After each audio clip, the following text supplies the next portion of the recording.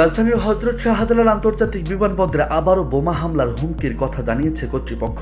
এর আগে গতকাল সকালে রোম থেকে ঢাকা আসা একটি ফ্লাইটে একই ধরনের হুমকির পর রাতে ফের এপিবিএন ডিউটি অফিসারের ফোনে আরেক দফা হুমকি দেওয়া হলো।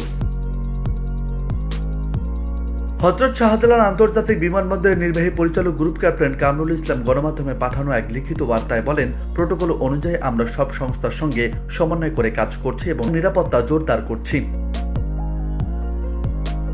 তিনি আরো বলেন, বিমানবন্দরের সমস্ত কার্যক্রম স্বাভাবিকভাবে চলছে। আমরা সবাইকে আতঙ্কিত না হওয়ার জন্য অনুরোধ করছি।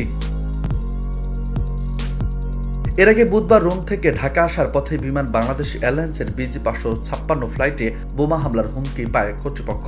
ফ্লাইটটি 250 জন যাত্রী এবং 13 জন ক্রু সদস্য নিয়ে বুধবার সকাল 9টা 20 মিনিটে ঢাকায় নিরাপদে অবতরণ করেন। হুমকির বিষয়টি নিশ্চিত করে এক বিবৃতিতে গ্রুপ ক্যাপ্টেন কামরুল ইসলাম জানিয়েছিলেন, একটি অপরিচিত নম্বর থেকে আমরা ফ্লাইটে বোমা হামলার হুমকি পেয়েছি। সব যাত্রী নিরাপদে বিমান থেকে নেমে টার্মিনালে গেছেন। সেখানে আর কোনো ধরনের হুমকি আছে কিনা তা খতিয়ে দেখতে প্রোটোকল অনুসরণ করা হচ্ছে বলেও জানিয়েছিলেন তিনি। জানা গেছে, পাকিস্তানের একটি হোয়াটসঅ্যাপ নম্বর থেকে বোমা হামলার হুমকির ওই বার্তা পাঠানো হয়েছিল, যদিও পরে ওই নম্বরে কল দেওয়া হলে কেউ রিসিভ করেননি।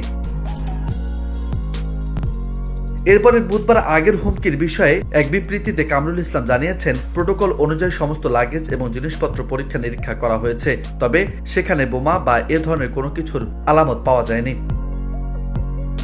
নিউজ ডেস্ক, বার্তা 24।